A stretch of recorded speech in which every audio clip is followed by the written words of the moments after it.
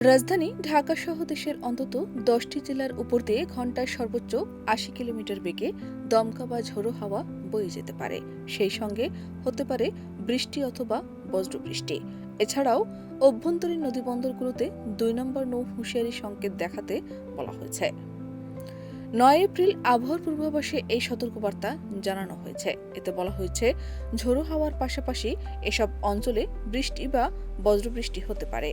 পূর্বাভাসে জানানো হয়েছে, ঢাকা, ফরিদপুর, যশোর, খুলনা, বরিশাল, পটুয়াখালী, নোয়াখালী, কুমিল্লা, চট্টগ্রাম ও কক্সবাজার অঞ্চলসমূহের উপর দিয়ে পশ্চিম বা উত্তর ও পশ্চিম দিক থেকে ঘন্টায় 60 থেকে 80 কিলোমিটার বেগে অস্থায়ীভাবে ঝোড়ো হাওয়া বয়ে যেতে পারে। এ সময় বৃষ্টি অথবা বজ্রবৃষ্টির সম্ভাবনা রয়েছে। উদ্ভূত পরিস্থিতি বিবেচনায় এসব এলাকার নদীবন্দর সমূহকে 2 নম্বর নৌ হুঁশিয়ারি সংকেত দেখাতে বলা হয়েছে।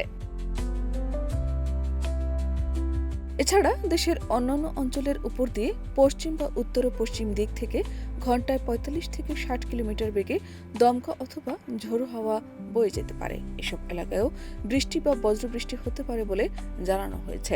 সংশ্লিষ্ট নদীবন্দরগুলোকে 1 নম্বর সতর্ক সংকেত দেখাতে নির্দেশ দিয়েছে আবহাওয়া অধিদপ্তর। সারা দেশে দিনের তাপমাত্রা 1 থেকে 2 ডিগ্রি সেলসিয়াস কমতে পারে এবং রাতের তাপমাত্রা প্রায় অপরিবর্তিত থাকতে পারে বলেও জানিয়েছে আবহাওয়া অধিদপ্তর। মূলত বৃষ্টির প্রভাবে দিনের বেলা গরম কিছুটা কম অনুভূত হতে পারে। শাহনাজ পারভীন, দেশ রূপান্তর।